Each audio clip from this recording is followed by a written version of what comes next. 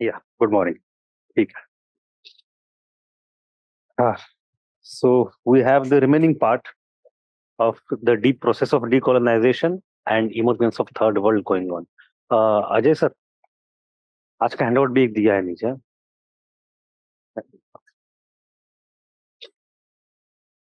तो दो तीन टॉपिक्स बचे हैं important and they could also be quite analytical if you want. And if I am honest with you, then I would like to go elaborating them further and further.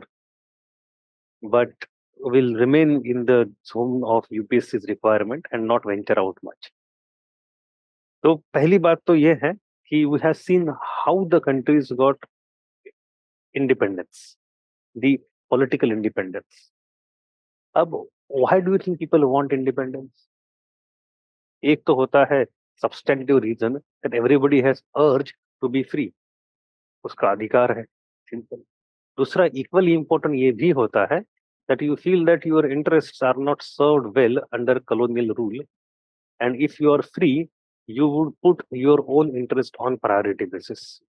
कि आपका खुद का development आप करोगे तो development की need because of the present poverty full condition, poor condition is also an important ingredient for the demand for independence. अगर सबका फायदा हो रहा होता कोई दुखी नहीं होता. So the question is after so much sacrifice, so much struggle, so many anti colonial movements, जब हाथ में इंडिपेंडेंस मिलता है उसके आगे उसका होता क्या है? Did it lead to some kind of satisfaction of people? जो फैज अहमद फैज की कविता में कहा भी है कि ये सुबह वो है जो कभी ना सोची थी कभी. उनकी कविता है on the day of partition in which talked about कि हम जिस सुबह की सोच लेके चले थे और कहाँ पहुंच गए. वी हैव इन 1950s की मूवी आप देखो इंडिया में. मतलब I am extremely curious about movie of 1950s because 47 में we get independence. By that time we already have Bollywood in Calcutta and in Bombay. New theatre की मूवमेंट अभी अभी हो चुकी है. तो look at the themes. For example जब 47 के 10 साल होते हैं और 57 आता है, we have a movie called Mr and Mrs 57. Raj Kapoor की मूवी. उसमें everybody is bubbly and very hopeful कि कुछ होगा कुछ होगा. Not Raj Kapoor, I think it is Guru Dutt की movie. And a very next year we have Pyasa, the masterpiece of Bollywood. इसमें the hopelessness is very shown, very much easily shown. Not only Pyasa in 58, we also see in the same decade we have movie by Raj Kapoor. वहाँ पे गाना famous है वो सुबह कभी तो आएगी. जहाँ पे मतलब even in 50s, even in 60s things get even worse. By 60s Bollywood movies start telling us कि भाई कुछ होना जाना है नहीं हमारा. Independence has not worked. Everything is still the way it was. Perhaps even worse due to food crisis, hunger crisis. हम कहाँ से कहाँ आ गए. So that kind of sense of disillusionment, sense of loss of hope, you can see palpably in Bollywood. The question is हम जो सपना लेके चले थे क्या करने, उस रास्ते पे जा रहे हैं या नहीं जा रहे? Are we able to fulfill our dreams when we are independent? So it is not only about India. I want to talk about overall the decolonized world in case of Asia and Africa and Southeast Asia, Latin America. So we all know that dream has not been yet fulfilled. The process is still ongoing. यही बात है. तो what were the main reasons because of which the freedom could not turn into a true freedom? ठीक है. What were the impediments in the way, the problems, the hurdles because of which within a generation or two these countries could not get to the level where they wanted to? क्या हुआ ऐसे? तो इनके सब देखो कारण Africa के हो या लैटिन अमेरिका के हो, दे आर हाईली ओवरलैपिंग. तो उसको don't try to memorize them separately. You can just replace one with the another. Examples and specificities will change, but देने के लिए because in our syllabus they have mentioned both separately, हमने both separately दिए हैं. ठीक है. The first thing is mismatch between geography and community. As I said yesterday कि in Berlin conference Bismarck बैठा था, सामने पूरे अफ्रीका का मैप था. एंड व्हाट डिड ही से? I am sitting in Berlin, I am looking at Africa. So they just drew line as per their wish, which had context, no context on ground, either geographic or ethnic. तो उसके वजह से we have ethnic lines are crisscrossing with political lines now. Sometimes the two enemy tribes are put close into one nation. For example, in Rwanda, Hutu and Tutsi tribe are put together, who are sworn enemies for generations. कभी एक देश में हो ही नहीं सकता, साथ में रख दिया आपको, नॉट ओनली साथ में रख दिया, look at the next level. The way government works in colonial setup, they use one minority against the other. So Tutsi tribe was, or Tutsi tribe was actually used minority in administration, in army, in governance. Was put in entire structure so as to be able to rule on majority tribes. तो दो enemy है, numerical inequality है, और किसी एक को आपने ऊपर रख दिया दूसरे के, and now you are going away. अब तुमको बोलो देश संभालो, कैसे संभालेंगे? सिविल वॉर होगा, जेनोसाइड हुआ 1990 to 1994. We have a huge genocide in Rwanda. Rwandan genocide is very well known. Even today we have the memoirs of that. तो this ethnic boundaries, and कई बार क्या होता है, एक फैमिली दो देश पे बट गई. जैसे कि I will give example from Indian side, we have Durand line. अभी recently Pakistan is ousting all this Afghans from Pakistan. वापस जाओ, वापस जाओ. अफगान्स टेक शपथ खा के बोलते कि हम ड्यूरांड लाइन को मानते ही नहीं. तो Durand line goes to the thick of the Afghan region. एक तरफ एक अफगान रीजन है और दूसरा अफगान रीजन है, वो नहीं मानेंगे उसको, कभी नहीं मानेंगे. But if Afghan don't agree with Durand line, what does it mean? Pakistan की हमेशा रहेगी इनविजिबल. इसे लाइन खींची को सोचा होगा उसने को? नहीं सोचा था, समय नहीं था, इच्छा नहीं थी, जरूरत नहीं थी. So this geography and community का जो मिसमैच हुआ है, पॉलिटिकल ज्योग्राफी एंड कम्युनिटी का, that has been a major reason because of which these newly independent nations had to keep struggling with the internal crisis, and they could not focus on development for long time. That is one thing. Second is the lack of binding force as a nation. अब होता क्या है ना, in case of for example, take India. In case of India, when we imagine us as a modern nation, this anti-colonial freedom movement came very handy. It is the time of 1857 to Mahatma Gandhi. Sacrifice लोगों ने किया है, movements हुए हैं. So that movement, that anti-British movement, forced us into one nation. But in many African countries, the movement was not there at mass level. कुछ लोग थे, कुछ intellectuals, कुछ leaders, they were demanding freedom again and again. But that kind of demand did not percolate at the mass agitation level, so they never felt the sensation of having that kind of struggle. अभी भी गरीब थे, अभी भी गरीब है, कुछ फर्क ही नहीं पड़ा, तो उनको पता ही नहीं क्या है. They are still thinking in terms of tribe or their community or their race. And secondly, modern independence movement ना सही, कुछ हिस्टोरिक होगा पुराना. In case of India, for example, Ramayana Mahabharata connects India, binds India to large extent. It provides some single mythology, one mythology, one narrative where everybody can find its own place in some group or other, either as a villain or as a. फर्क नहीं पड़ता, उस story के आप हिस्सा बन जाते हो. कुछ ना कुछ कनेक्शन होता है, geographic, mythological, political, social, economic. either in pro, in opposition, doesn't matter. You mythology का पार्ट ही वो होता है, at emotional cultural level, bring all people on one board, one plane. Also those things don't exist at the national level in those countries. तो उनके पास ऐसी कौन सी theme है जो उनको बांध के रखेगी साथ में? कोई नहीं है. And the new apparatus of government that is created, it is completely extractive and exploitative apparatus created by colonial government for its own purpose. So it doesn't have any legitimacy either. So that thing did not work. Then backwardness in the economy and lack of proper industrialization due to the dearth of infrastructure. Now we know that colonization did develop some infrastructure for sure. कुछ ना कुछ development किया है, but क्या किया है? It is some railway, some road, some port, primarily for the purpose of the extraction of primary resources.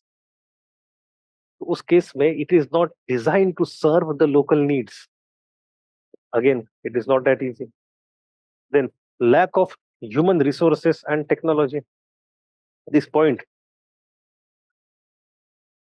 is very interesting, is that दिखने में बड़ा आसान पॉइंट है कि है नहीं तो क्या डेवलप करोगे, but it has some context. Once you do not have enough technology and you need that technology for industrialization, for upgradation, what do you do after independence? You import it.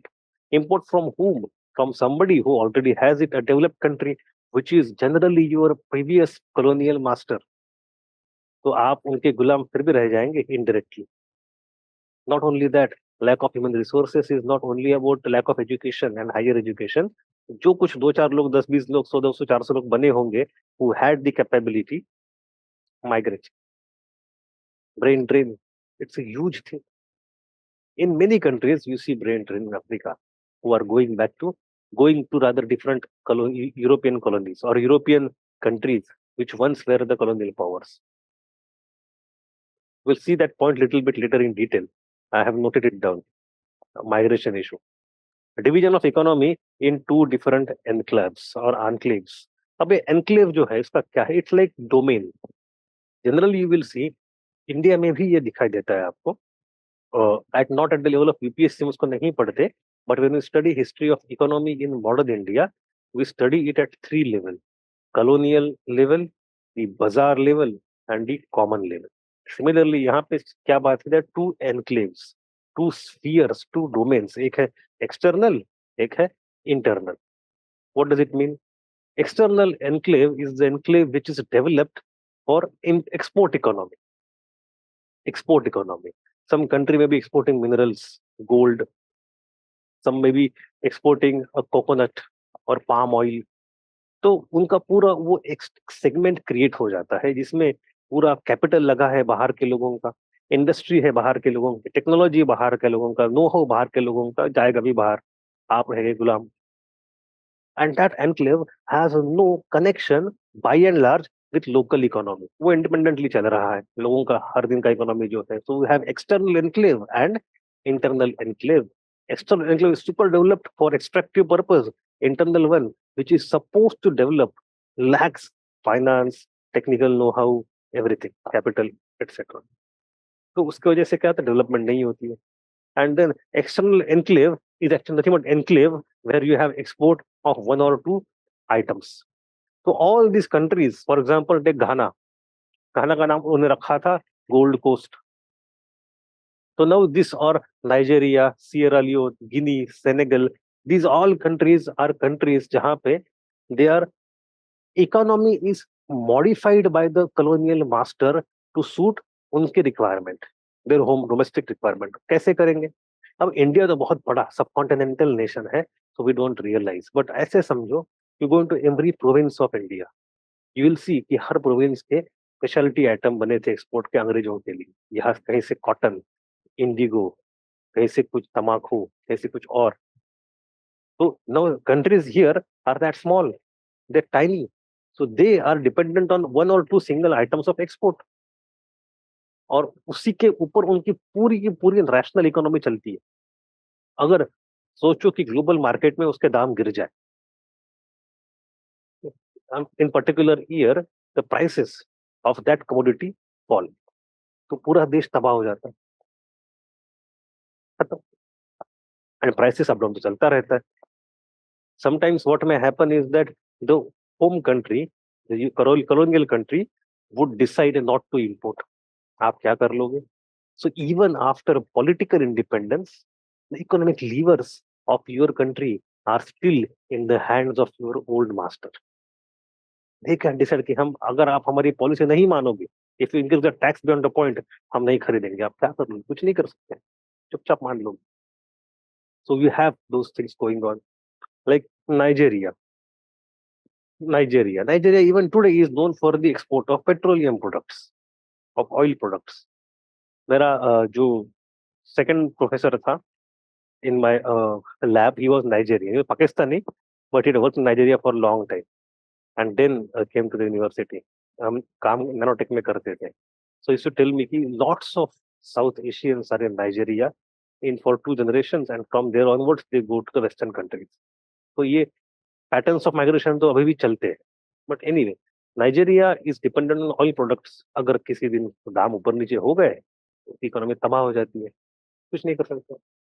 So the economy is not robust, not multi sector और robust.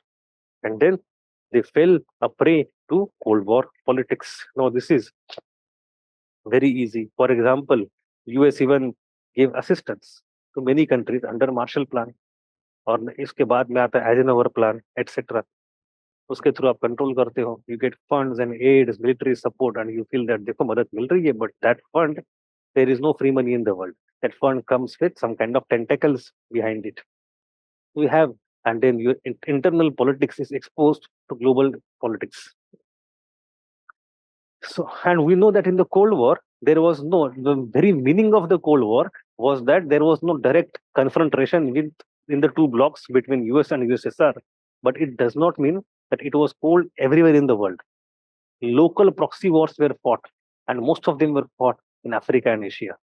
तो यहाँ के लोग एक दूसरे को मार काट रहे हैं on behalf of this global masters. तो आपका अपना डेवलपमेंट का ध्यान होगा ही नहीं. So that's why when we study NAM, non-alignment movement, we come to know why it is so important. And then even the policy of economic liberalization proved fatal to African economies because Africa was forced open, and after it was forced open in 1990s, its domestic economies were completely found incapable of sustaining those. Impossible था. We have these problems, but I want to add a few more of them just for the sake of elaboration and provide you good examples and insights. जैसे कि एक मैंने कहा, in case of civil war, you have Rwandan civil war.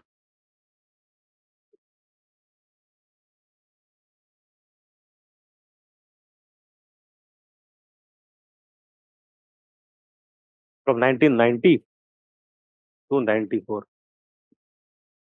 between Hutu and Tutsi. Or क्या Tutsi है ना?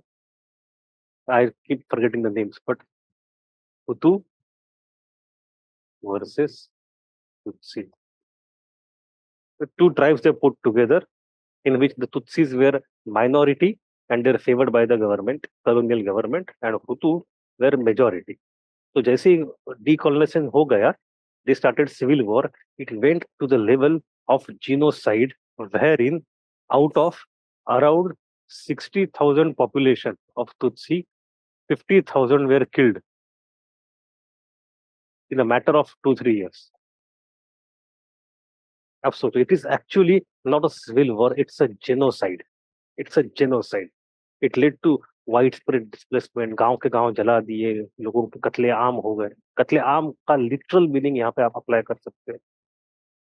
इसके खिलाफ UN Security Council had started some kind of tribunal. That tribunal finished its complete hearing just 10 years ago in 2012. So it went for a long time, almost more than 20-30 years. The second point I want to discuss is Sudan. You North versus South. That is almost a kind of current affair. इसमें क्या ही बताएं. So you know this topic very well. Even after independence, because of such kind of ethnic mixing, there are not only civil wars, there are partitions going on. देश अभी भी टूट रहे हैं, but रहे हैं वहां पे. The process is not over yet. As in the case of Western Europe, you see that national boundaries have almost stabilized. There are some cases. For example, if in Spain you have Basque region, Catalonia region. If you go in Britain, you had Ireland का कुछ issue, or even Scots want to get independence. वो चलता रहता है. But by and large, the things are relatively stable. And whenever they are not stable, they don't turn out to be so violent anymore. But in case of Africa, the boundaries are still new. आप ऐसे सोचो, 17th century का Europe जो था, जहाँ पे boundaries नई नई बनी थी, उसके बाद कितने वॉर्स हुए हैं. Same thing is happening in Africa right now. If you think of Latin America, वहां भी 19th सेंचुरी में इंडिपेंडेंस मिला 1820s में. उसके बाद 100 साल युद्ध चलते रहे, civil wars and boundary wars all the time. somebody has said wars make nations and nations make wars. You can see the third point I have discussed already, that is Congo versus Botswana. तो ये point भी discuss हो चुका है कल ही, you can recall that point. One point, some interesting case studies. These are all case studies for you to understand. You have Uganda, the story of Idi Amin. How things become complicated. यहाँ पे there are not no local tribes. Uganda was a British colony, and British had brought a lot of labor from outside for reconstruction, for the construction of Ugandan infrastructure.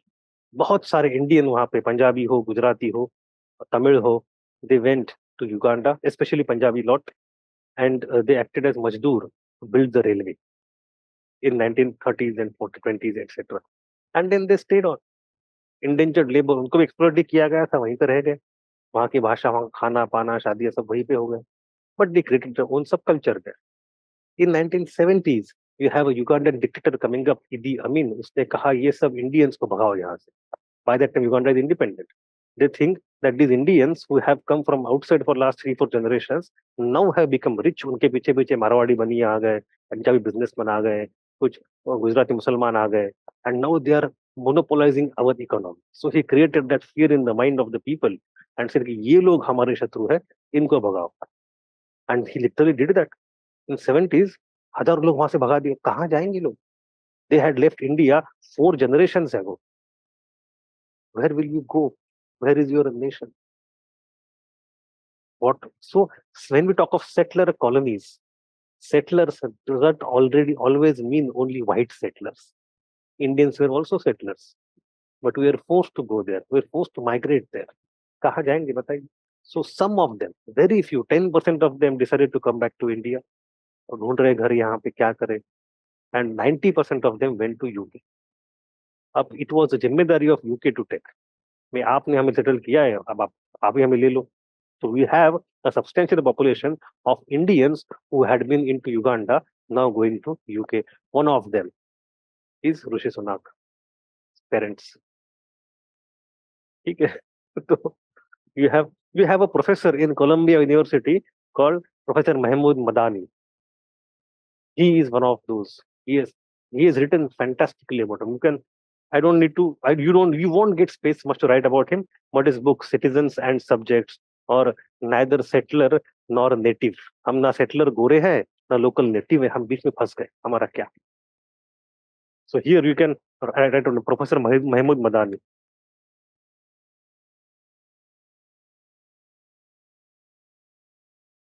Madani's book,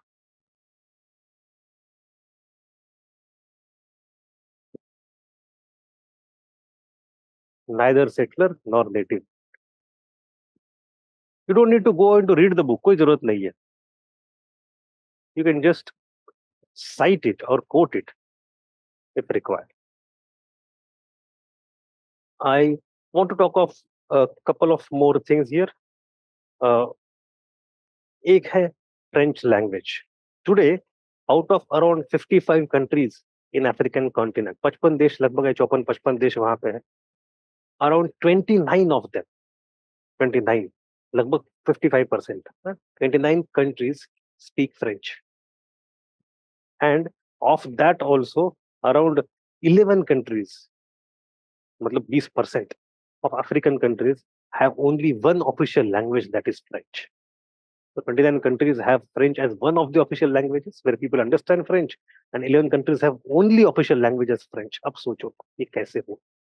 So when France was ruling over these countries, it imposed its language, it imposed its culture, it imposed its customs, it imposed its legal structure to the exclusion of all native tradition. तो उसका होता क्या है? Only those people who understand French started to get jobs in the government at that time. जैसे India में भी हुआ, अंग्रेजी सीखो तो सरकारी नौकरी मिले before independence. So that elite class emerged, which could, and elite class sets the culture. Leaders वहीं से आते हैं. इकोनॉमी के टॉप, इकोनॉमी, पॉलिटी, लिटरेचर के लोग वहीं से आते हैं. फिर आप क्या करोगे? तो आपका कल्चर पूरा का पूरा तबाह हो गया. उसका कोई, जैसे आज के दिन में हम देखते हैं जो भारतीय भाषाओं की अवस्था है, ये तो चलो it is because of primarily globalisation and less because of colonisation आज के दिन में. But in case of Africa it has happened very recently. 1970s 1980s की बात है. उनके बचपन में ही उन्होंने समय देखा है सब होते हुए. So local languages are displaced and so much French. उसका एक नुकसान तो हुआ कि भाई, see, during independence movement in India, we have Swadeshi movement, for example. We try to revoke our own, we want to recall our own culture, our own language, our own tradition. उसको revive करने की कोशिश होती है. So in Indian independence movement, there is also a parallel aspect of it, that is cultural revival. Similarly, in Africa also, when African independence movements were going on, they also had the segment that is cultural revival against French language. तो एक हुआ है वहां पे, कुछ कुछ opposition हुआ है फ्रेंच को, but not substantial. By and large it is French only now in Africa, in half the countries. That is one thing. But interestingly, when you and me speak English, we don't speak in British accent or in American accent. We speak in Indian accent. And even in India, Marathi accent, Hindi accent, Tamil accent come into English. So it becomes Indianization of English. जैसे उत्तर भारत में English होता है. So in Africa also, the French wouldn't remain Paris का French. It would be Africanized French. Her country अपने अपने स्वरूप के अनुसार फ्रेंच को अब मॉडिफाई करे जा रही है. So we have now multiple versions, Africanized French languages. So इसी कल्चरल इम्पैक्ट कैसे होता है. बट उनका कल्चर तो अपना तो कल्चर नहीं रहा. बट अभी एक मैंने I have read a report recently last couple of months ago where the projections were estimates were given that by 2050, अगले 20 साल की बात है, 25 साल में, 2050 तक 80% of the speakers of French in the world would be residing in Africa, not in France. अब ये सोचो, India has more English speakers than in England. ये तो है, बट हमें इतना समझ में नहीं आता. Reason being, English is not only between India and UK, it's in many domains, in many countries. So we are not able to show our domination of number there. French की स्थिति थोड़ी अलग है, but think of 80% of French speakers would be in Africa, only 20% in France. It will happen in next 25 years. तो समय का चक्र बदलता रहता है. Anyway, so fifth point was French. I am just adding some nuggets of interesting thing. Talk about how the problems occur. Now you have one more point, that is migration. For various reasons, for better opportunities, for lack of economic development, or for better prospects, or any reason, we see there is a huge amount of brain drain from Africa to Europe. Brain drain. और उसके वजह से हो क्या रहा है, and it happens regularly. हर साल कुछ लोग जाएंगे, but there would be certain instances, certain time brackets, जब वो नंबर बहुत बढ़ जाएगा. ऐसे भी होता है. सो तो waves of migration are there. अब होता क्या है इसका, वेव्स ऑफ माइग्रेशन की वजह से on the country from where the source of migration is, जहां से लोग भागे जा रहे हैं, वो कंट्री को तो ब्रेन ड्रेन हो गया, नुकसान तो हो गया. बट लोग जहां जाएंगे अफ्रीकन, उनका क्या होगा. Take France only for example. In France lots of Africans are there, specially Algerians. So once they go there, France would say, if you speak French, you assimilate, you follow French culture, you are as good as a white French. It is not true. Just scratch the surface, you will see racism. So the French society has not been able to uh, substantially assimilate these migrants into their own culture. तो हो क्या जाता है, the ghettos get created. There are small enclaves in France itself. Some blacks who have come from Algeria, some people of color who have come from other parts of Africa, they continue to exist in France, but they have their own different culture. हमें लगता है इसमें बड़ी बात क्या है, ये तो होता है हर शहर में, हर दुनिया में. ऐसे नहीं होना, ऐसे हर जगह नहीं होता है. It is very new to Europe. तो वहां पे अब then they would have their own economy, their own radio channels, their own newspapers, their own hotels, their own food, their own culture. So the culture of the mother country is also undergoing substantial change.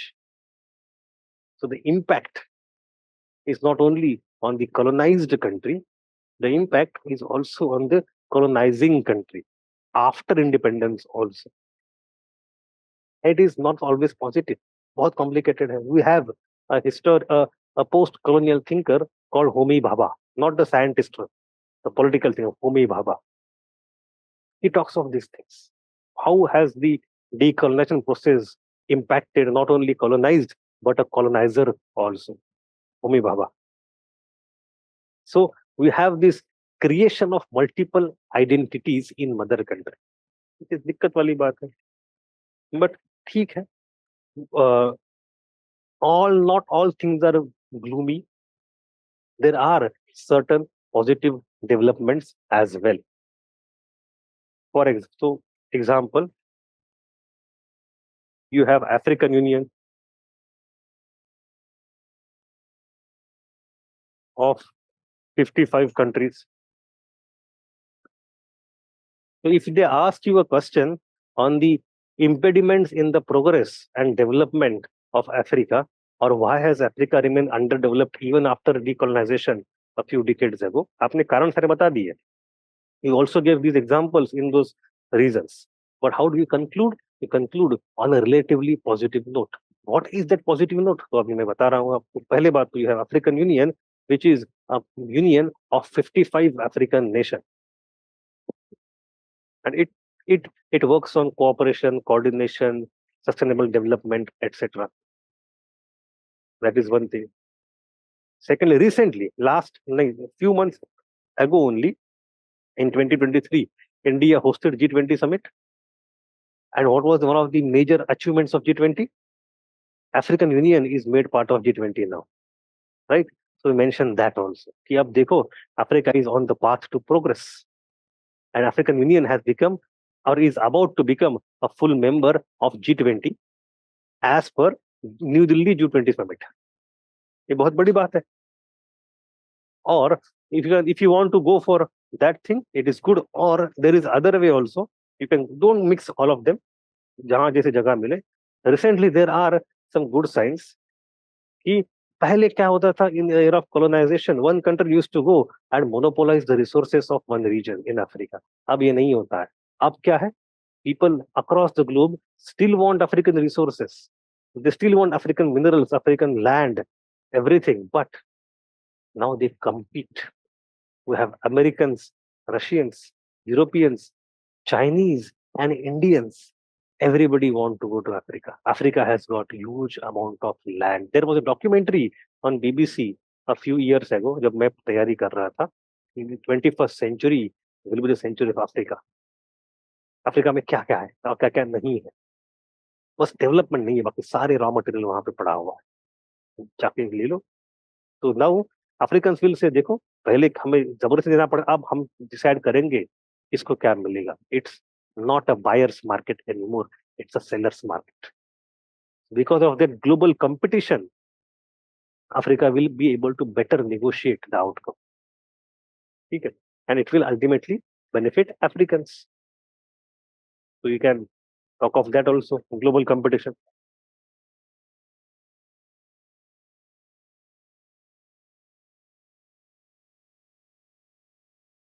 Okay? There are many books like Walter Rodney has written about why Europe or how Europe underdeveloped Africa. Or recently a book has come by Caroline Elkins on the legacy of violence, etc. or imperial reckoning. But उसना जाने की जरूरत नहीं है आपको, because you will get 15 marker, 10 marker. Causes and examples में आपके पूरी जगह भर जाएगी. If you are able to cite even one book, that is good. But if you want the classic books to be known, तो जो classic book है Walter K. Rodney का है. And recently in last couple of years, Elkins का book काफी famous हो गया है. But anyway, any doubt on Africa? अच्छा, वीर Kumar, I am seeing him online after perhaps long time. Or I don't recall I have seen anyway. ठीक है, चलो. Any doubt Africa के बारे में? चलो, let us go to the next part.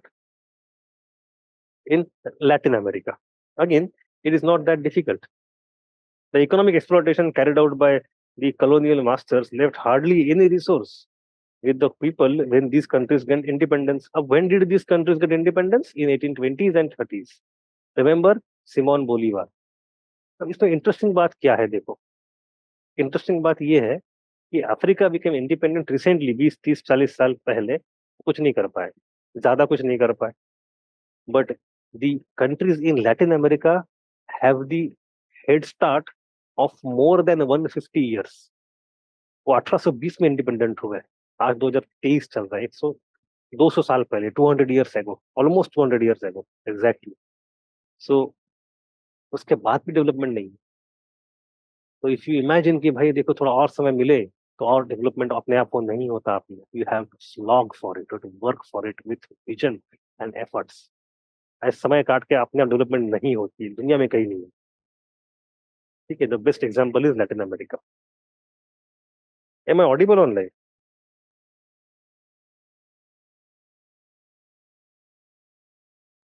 Okay, या so first thing is when they became independent they hardly had any resources. यहाँ पे सिंपल बात यह है कि लैटिन अमेरिका से lots of minerals were exploited, lots of minerals, silver mining and copper mining and what not, so they're exploited.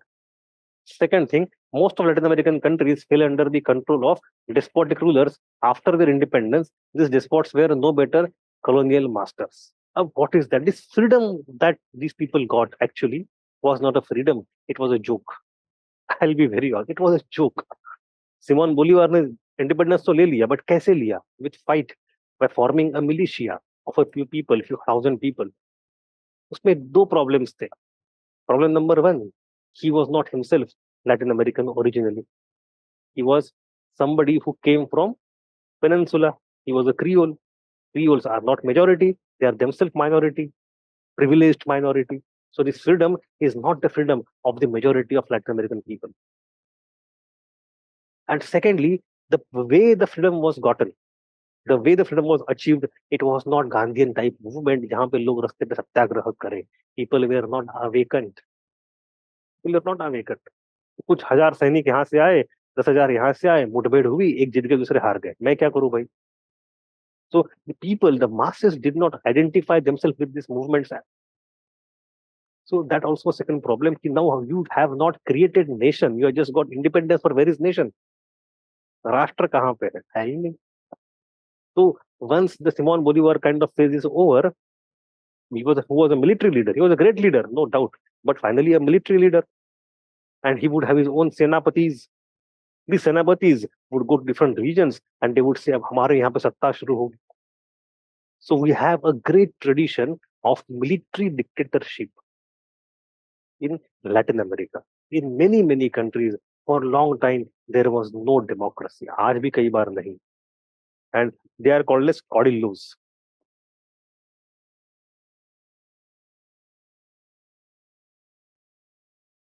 Caudillo or caudillos. So these nations actually became the personal properties of those caudillos. And therefore, they were open to the exploitation. अब देखो बात क्या है? What is supposed to happen ideally after a revolution? Once a country becomes independent, it is supposed to be going to next stage where there is socio-economic structural change also. कुछ नहीं हुआ, पुराना राजा चला गया, नया लोकल राजा आ गया, and he is now exploiting you. So these nations became the chattel or the personal properties of these caudillos. Then we have freedom proved meaningless to Latin American country republics as they were transformed into semi-colonies of USA also. Now you know USA in 1823 proclaimed Monroe Doctrine, by which European countries were forbidden from coming to South America. Right? That this is our territory, this is our zone of influence, sphere of influence. We are the new hemisphere, you are the old hemisphere. आप वहां पे रहिए, हम यहाँ पे रहेंगे. इसका मतलब no European country could come and dominate. Then who will dominate? Only America. So America started, North America, the United States of America started to become dominant. It established its dominance on entire hemisphere of America. And that continued much later, even during Cold War. You see so many interventions. Nicaragua, the Contra thing, or lots of things are there. I told about how Panama Canal was created. देश को तोड़ के नया देश बना के. So I personally don't see a difference between Belgium and America in this case. इनका Panama बना, देश टूट के नया देश बनाया पनामा। और बेल्जियम क्या कर रहा था, कटांगा बनाओ हमारा देश, हमें रिसोर्सेस चाहिए, एक ही बात है। और यूके ने क्या किया, इंडिया के साथ पाकिस्तान बना दिया, क्यों? Because they wanted base in cold war. So what UK did to India in Pakistan, what Belgium did to Congo in Katanga, and what America did to Panama, one and the same thing. Strategic location and resources. देश को तोड़ नए देश बनाओ. So anyway, so my point is that even during Cold War, despite proclaiming Atlantic Charter by same US, बोलने की बातें अलग होती, खाने के दांत दिखाने के दांत अलग होते हैं अमेरिका के और हर मेजर पावर के, बस चाइना के नहीं है। चाइना के दिखाने के दांत वही है जो खाने के दांत है। Anyway, even after the end of colonialism, the policies continued to be dictated by foreign powers like USA. Due to the dominance of an alliance between landed elites and military elements, most experiments with democracy after the Second World War turned out to be a failure. So उसके बाद हुआ क्या? There was an attempt in recent past to become democratic, but because of the entrenched interest of certain classes, any experiment was there, it was not genuine. They failed ultimately because there was a difficulty of creating consensus in society. It's not that easy. ठीक है, ultimately होता क्या है, civil wars and international wars, and Latin America is known for such kind of wars. India के बारे में बस थोड़ा ये है कि India is far away from Latin America, so we perhaps don't know much beyond Brazilian football, Amazon का basin and Machu Picchu. हम जानते ही नहीं है. And some of us know perhaps Cuba and that movie of Che Guevara. कौन सी movie थी? The Motorcycle Diaries. तो हमने उतना ही लैटम देखा है. But anyway, so this story, I will not give you lots of examples from Latin America, as many as I did in case of Africa. Well, Africa is all the more important this year, coming year, because of G20. Next point is racial division. The racial division created perennial problems. Perennial problems. I have shown you the graph, the pie diagram of the racial composition of Latin America, Creoles, Peninsulares, Mestizos, etc. So now you have the problem. Then growing role of church in politics ensured that the politics doesn't remain so secular. Church itself became an entrenched power block in overall political structure.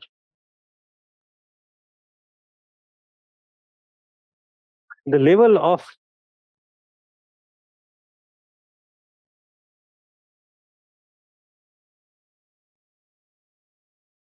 education and awakening was very low among the people, as a result of which they could not walk confidently on the path of progress.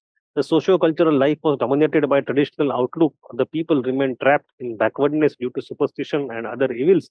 Control of church on education system continued, which opposed scientific education as such. इसमें तो कोई नई बात है ही नहीं. It's very easy to understand. And then we have economic dependency. The policy of import substitution did not produce results. If you can recall, we had discussed something called as banana republic. याद है?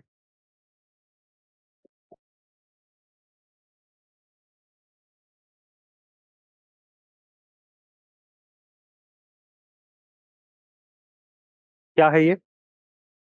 बताइए, याद है तो. It's not the company जो कपड़े बेचे, उसकी बात नहीं कर रहा हूँ.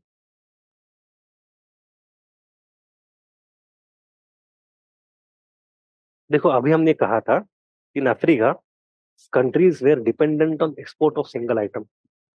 Same case was there also in Latin America. And one that single item is generally raw material, either a mineral or agricultural produce. तो जहां पे मिनरल है वहां पे तो गोल्ड है, सिल्वर है, आयरन है, कुछ भी. एग्री प्रोड्यूस क्या होता है? कॉटन एक्सपोर्ट होता है, शुगर एक्सपोर्ट होता है, बनाना एक्सपोर्ट भी होता है. So banana export, some of the countries were dependent on banana export. और इंपोर्ट कौन करेगा? अमेरिका में, because they have the dominance. So there was a company called UFC, United Fruits Company, which had become dominant buyer of all these bananas. और अगर कोई देश में चुन के कभी आएगा leader, and if he comes to the power on the plank of nationalizing plantation, putting some income extra tax or custom duty, or diversifying the sellers or diversifying the buyers, etc., So what this UFC used to do, UFC used to topple the government and put another person. तो क्या हुआ, एक foreign country भी नहीं, एक foreign company, एक multinational company is changing your government because for its own interest, वो change ना हो। तो ऐसे जो छोटे छोटे देश जिनके अंदर कोई स्टेबिलिटी है ही नहीं, and their structure, political structure is in the hand of outside company, it's a sham government, it is called banana republic. So you see many banana republics there. So ये there were some attempts, there were some attempts to create the policy of import substitution also, but they did not produce any success. So naturally, none of the ex-colonies are self-reliant, and if you are not self-reliant, you are dependent. India के बारे में देखा है, when you used to import गेहूं, wheat, आप आपके किताबों में पढ़ते हो PL 480 की स्टोरी। तो what was the reason? लोग भूखे मर रहे थे, ये तो है ही। साथ ही साथ, if you are dependent on import of such gehu on some one or two countries, then this country will dictate what policy you should follow.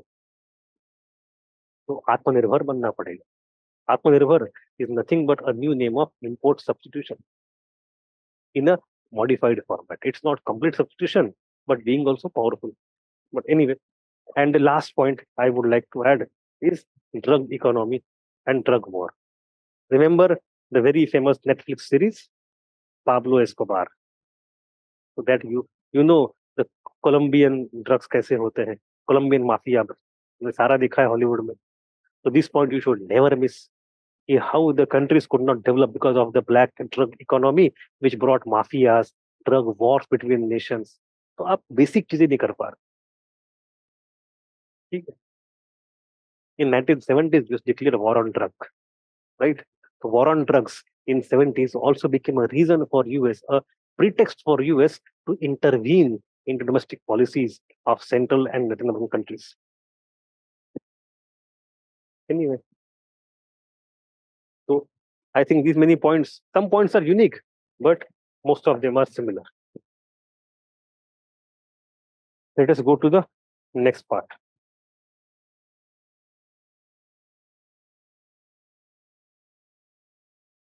So the question that is to be asked is, did colonialism has it really come to an end, or is it just a myth?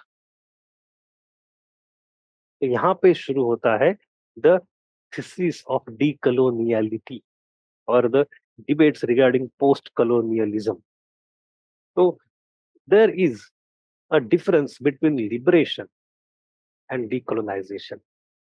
Liberation is generally only political, but decolonization is beyond political. It is political, yes, but much more. It has to be economic. It has to be social, cultural, psychological, even spiritual. अब ये topic is very interesting, but will not go into lots of detail here. So it is true that the physical liberation has happened, but not essential liberation. It's not a true liberation. Or the liberation is done, but the neoliberalization or neo-colonialism has raised its head again. We know in India also Mahatma Gandhi. Gandhi ji क्या कहते थे? We may become politically independent, and if we still follow the British model of civilization, तो काहे का independence? Right? So Gandhi's criticism was not criticism of West from the political lens. It was the criticism which was civilizational in character. बहुत बड़ी बात थी। अगर हम independence होने के बाद भी if we follow western values, अब उसमें देखो आज के दिन में ये है ना, there could be some good things there also and good things here also, bad things there also, bad things here also, but whole sole modernity if you accept as way of life that has emerged in Europe, then you are still mentally, psychologically, spiritually, socially, culturally colonized. Simple, but you have to create many alternative modernities.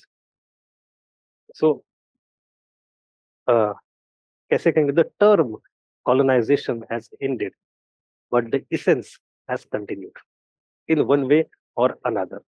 जैसे कि example लिख लेते, the end of formal colonial rule did not eradicate the colonial ideologies and institutions, Many post-colonial nations continue with colonial administration and legal system, including borders.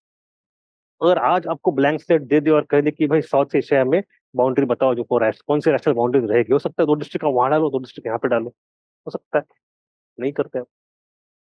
और within the state many laws, criminal tribes act हमने कब तक चलाया? Long time. Habitual offenders act क्या है ये? These are colonial instruments of treating our own people in a very negative way, but we continued with those structures for long time. अभी जो बात चल रही है इंडियन पिनल कोड की, उसको मॉडिफाई करना है। We have the supreme court chief justice of CJI of India, CJI justice Chandrachud. उनके 2 बेटे हैं। चंद्रचूड़ जो अभी सीजेआई है, उनके फादर भी सीजेआई थे। He came from my school in Pune. So but anyway, so अभी उनके जो उनके 2 बेटे हैं, उसमें से एक है अभिनव Chandrachud. And Abhinav Chandrachud writes fantastic books, scholarly books. So he has written a book on this, ki how Indian concept of law, Indian, especially Indian secularism, is nothing but a colonial concept, and it has created problems rather than creating new solutions. So it's a good book. Anyway, my point is that legal institutions, administrations, ideologies continue, and they bring that old bias. So colonial powers have gone, but the ideas have persisted. Therefore, the problems also. Let us look at some specific examples. In the economic field first, colonization had deliberately created extractive economy to suit the metropole, matlab London या Paris, which continued even afterwards, perpetuating unequal power relationship. For example, many African countries continue to export raw materials to the global north while importing finished goods, resulting in the lopsided trade relationship. ये तो सीधी बात है, economic factor ये बहुत easy है, हमने देखा भी already. Second part, colonization also created structural inequality in land distribution and resource access domestically by favoring certain castes and communities against another.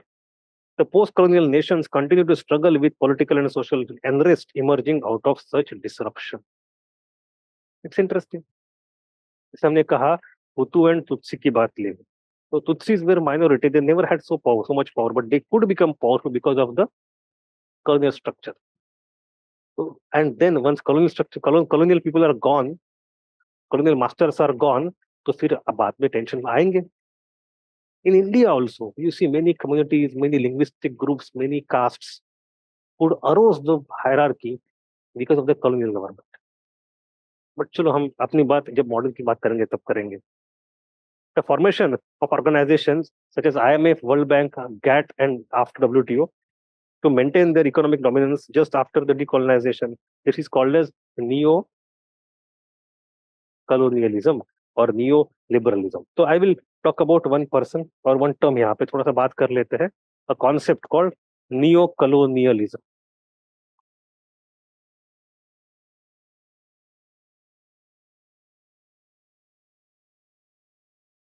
आपको याद होगा, we had discussed a book by Lenin where it says imperialism, the highest form of capitalism. So that was written at the turn of century, by the beginning of 20th century. अब उसके 60-70 साल हो गए. First World War has come and gone, Second World War has come and gone, the process of decolonization has started. अब नया जमाना है. इस नए जमाने के लिए नई किताब आती है by person called Kwame Nkrumah, जिसको हमने देखा है recently when we studied which country? Ghana. Nkrumah.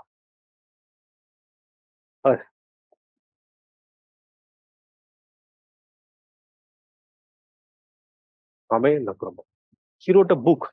Name of the book is Neo-Colonialism, the last stage of imperialism.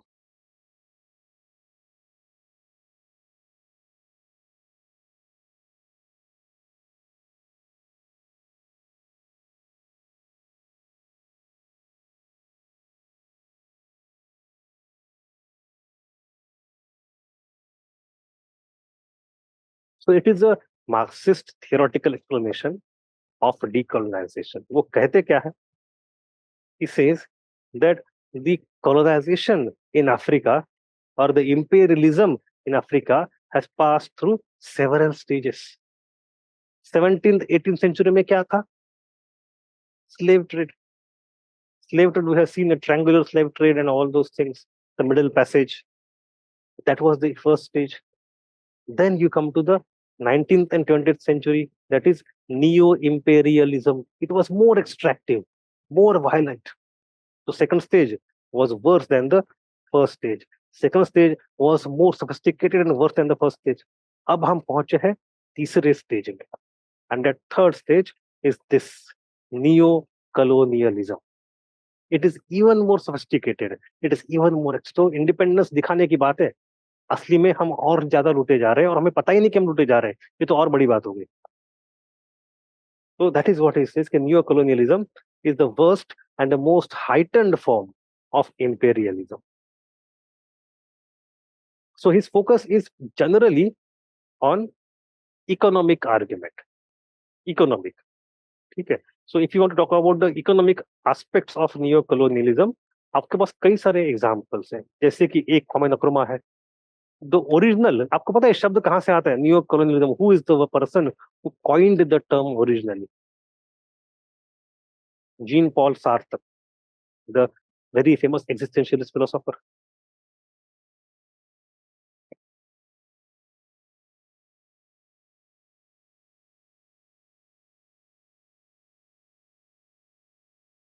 तो Jean-Paul Sartre ने ये शब्द बनाया in 50s and then Kwame Nkrumah उसको आगे ले गया by providing it a theory. So even point simple ये है, even after independence, the old colonies continue to remain dependent for the political and economic direction on the home country. ठीक है, समझ में आ गया?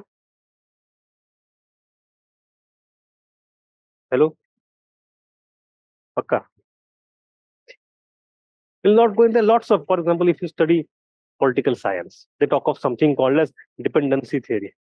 आपने देखी होगी.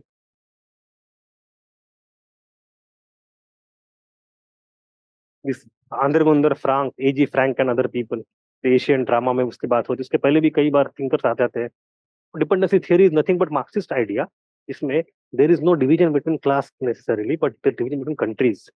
Some nations are bourgeois, elite, powerful, and other nations are backward, dependent, and therefore proletariat. So rather than dividing the society, they divide the nations between two parts. So there is one metropole and one periphery. And periphery is nothing but provider of resources, human, labor, capital, extraction, raw material, etc. for the prosperity of metropole. And metropole उसको लूटते रहता है. ठीक है, तो ये जो global dependency जो है, कुछ नेशंस के पास ये, कुछ के पास वो है, that dependency theory is called as dependency theory. So that also is a structural theoretical explanation of the backwardness of neo-colonialism even after independence. Will not go into details क्योंकि हमें इतना ज्यादा जरूरत नहीं है. But 2 बार यूपीएससी ने सवाल पूछा था, 2 times I think in 2013 में एक पूछा था, उसके बाद एक बार कहीं पूछा था, based on which I am telling कि ये aspect हम पहले पढ़ाते भी नहीं थे. It is not mentioned in our syllabus directly. Indirectly पूछा है तो लिख लो, समझ लो. Then next point is the socio-cultural field, and that is very interesting. To characterize non-Europeans as Oriental and a policy of racial discrimination against them. तो ये बात अभी भी होती है. What is Orientalism? Yeah, am I audible? Okay, we had power issue. आधे लोग चले गए, आधे लोग ठीक है आ जाएंगे.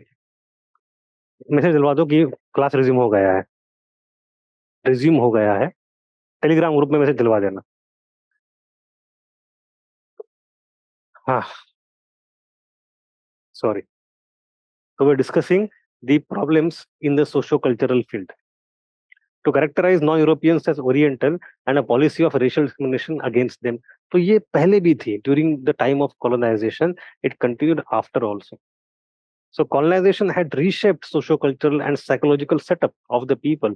Local languages, indigenous knowledge, cultural norms, art forms, and thus identity were objectified, inferiorized, and suffered the imposition of the foreign culture. I will give you only two basic examples. तीन example देता हूँ मैं आपको. You study in ancient India, in the post-Mauryan era, the different schools of sculptures, Mathura, Gandhar, Amravati, and it seems that anatomical accuracy के लिए कौन सा सुंदर है? Gandhar. So Western people thought the same way all the time, that Gandhar is the superior art form over Mathura. Why? It is because it comes closer to their conception of beauty. जो उनको beautiful लगता है, उनके Greco Roman culture में है, उसको सुंदर मानते हैं. Just give me a moment.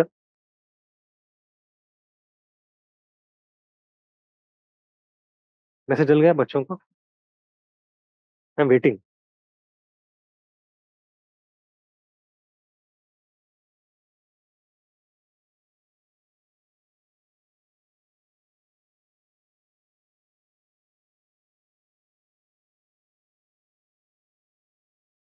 थोड़ा wait.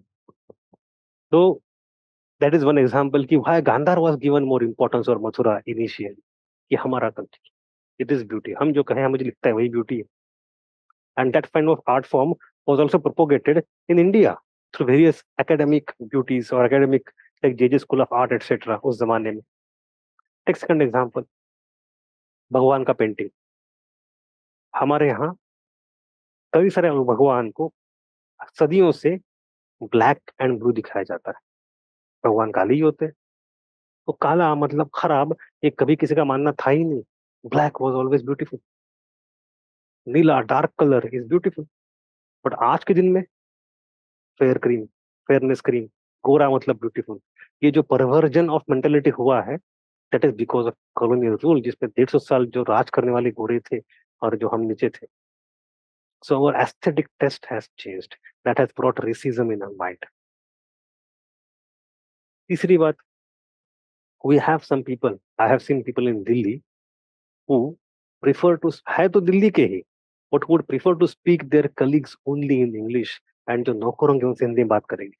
Hindi is for only नौकर. it is it is there. What is this? Is colonial mentality. This is what colonial masters used to treat us as.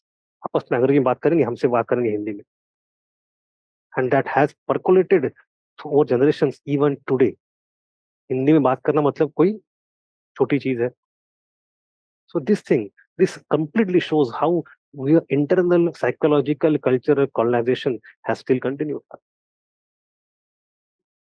Anyway, so despite some amount of cultural revival during the freedom movements, such sense of deep inferiority has not been overcome, and true decolonization of mind still remains in the future. Very easy. But I have added some more points to divide the world into central region and peripheral region by the Western intellectuals, and making attempts to prove that all the important and progressive ideas are originated in the central region, and from there they expanded into the peripheral region. ये भी बहुत बड़ी बात है. They consider that ideas का emergence वहीं होता है और हम बस recipient of idea. So this is what European modernization is. Modernity वहीं आएगी, एनलाइटनमेंट वहीं आएगी, इंडस्ट्रियल रिवोल्यूशन वहीं पे आएगी, डेमोक्रेसी के वैल्यूज वहीं पे आएंगे. बाकी बस लोगों को सिखाएंगे. Will treat them, will teach them to start following. This is nothing but in anthropology they call it as diffusionism. Diffusionism. Idea एक जगह originate होते हैं, सब जगह diffuse होते हैं. And that idea got so much entrenched not only in modern time but their understanding of history also. Like when Harappa was formed, क्या कहा? मेसोपोटामिया से कॉपी किया है. ये तो कहा. What is this nonsense? This is completely diffusionist, racist idea. We have discarded that into dustbin now. तो not only modern and इतिहास में जब जब जो कुछ अच्छा हुआ है हमसे ही आपको मिला हुआ है, और जो जो बुरा था वो मात्र आपका था. That is what they are trying to say indirectly, rather directly. So that completely permanently infine, we also do that. We also internalize that in our understanding कि भाई नॉलेज आएगा तो कहाँ से? Harvard, Cambridge, Oxford and Columbia and Stanford and MIT and Yale, and will be recipient. वहां से knowledge बनेगा 5-10 साल. then it will come to JNU and DU, and then it will go to Allahabad and Patna, then it will go to schools after 30 years. तब तक वो आगे चले जाएंगे. यही तो होता है. This is colonization continuing even today. Why don't we create equal amount of equally important knowledge? And उल्टा क्यों नहीं जाता वहां से यहाँ से वहां? नहीं जाता. Then, same thing, Western intellectuals maintained their dominance and hegemony over humanities subjects like history, sociology, political science, anthropology, and other subjects. Their research analysis was inclined to prove the superiority of the West. This is probably the most dangerous form of colonialism that has continued insidiously even today. ठीक है. It's not difficult to understand. The postmodernist thinker Michel Foucault has given the concept of power knowledge, that is, knowledge is superimposed by the superior authority. We'll not go into detail, but Michel Foucault is one of the great thinkers of the post-independence era India के context में, who has talked about how हम पहले क्या मानते थे, knowledge is neutral, knowledge is factual, knowledge is objective. Now we know it is not so. Knowledge actually is created to serve the function of power. इसे census होता है. आज के दिन में मैं आम तो कास्ट सेंस की बात नहीं कर रहा हूँ. Census when it started in 1881, उस समय सेंसस क्यों था? आपको ऑब्जेक्टिव डेटा इकट्ठा करने के लिए? बिल्कुल नहीं. If census is there, then that knowledge can be used to control us better by the masters. And census is not only enumeration of people, we have enumeration of the animals, you have geological survey, you have forest survey, you have topographical survey, you have all kinds of botanical survey, you have zoological survey. ये क्यों इतना data इकट्ठा किया जा रहा है? You know better, you extract better. So all the knowledge that is created is for the purpose of power, and knowledge perpetuates that power through it. अगर आप ऐसे पढ़ के बड़े हो गए बचपन में कि भाई गोरे लोग बेहतर होते हैं और गांधार की मूर्ति सुंदर होती है और हड़प्पा का ओरिजिनल आइडिया मेसोपोटामिया से आया था, तो you are also now mentally colonised, because that knowledge was created to colonize you. That knowledge is not objective knowledge, right? So lots of things are there. In case of India, this Foucauldian paradigm was applied by Edward Said. Edward Said के बारे में हम generally modern में ही पढ़ेंगे, that he repurposed the term orientalism. Orientalism कि orientalism मतलब ये नहीं कि पूरब में, और मतलब पौर्वात्यवाद, पूरब के लोग, और वो है पश्चिम, पाश्चिमात्य और पौर्वात्य. पाश्चिमात्य मतलब ऑक्सीडेंटलिज्म एंड ईस्ट वाले है ओरिएंटलिज्म. तो orientalism was study of the orient by the west. Not true. Not Orientalism actually is the image of the East in the mind of West. वो क्या समझते हैं हमारे बारे में, ये नहीं कि हम क्या है.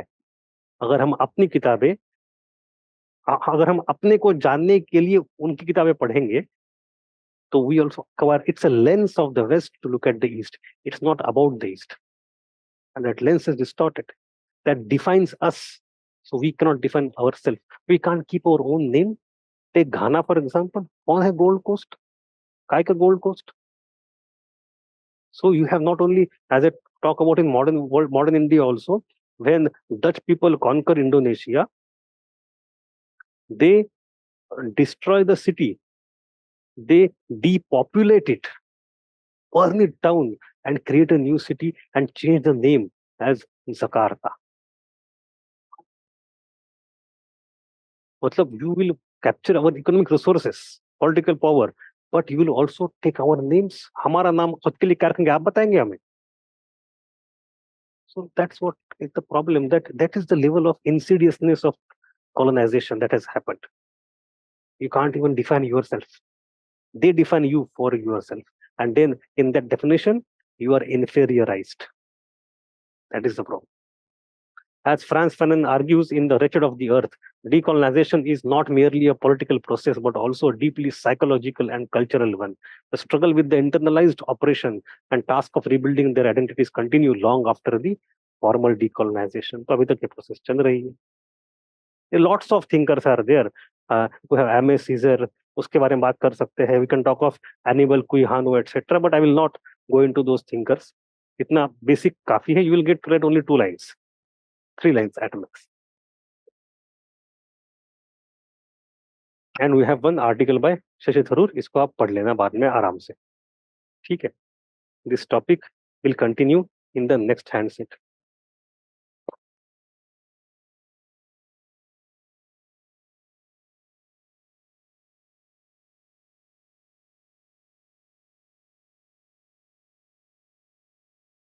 Rise of the third world. अब हमने क्या देखा है, decolonisation, it's about individual countries, but in the context of the cold war it actually led to the emergence of many new nations as a community. As more and more empires got dissolved, more and more countries were decolonized, newer and newer nations emerged, और उनकी आबादी बढ़ते गई, and they are collectively called as the third world. So the term third world has two different connotations, political as well as economic. What is political connotation?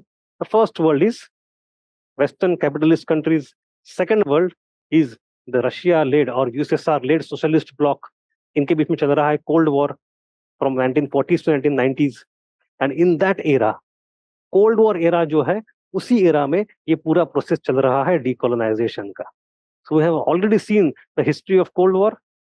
उसी के समय चल रहे, कंट्री इंडिपेंडेंट धीरे धीरे हो रही है. So they now are third world, neither this world nor that world, they are the third world. So third world denotes the newly independent countries of Asia, Africa, and Latin America. They did not belong to the same political bloc necessarily.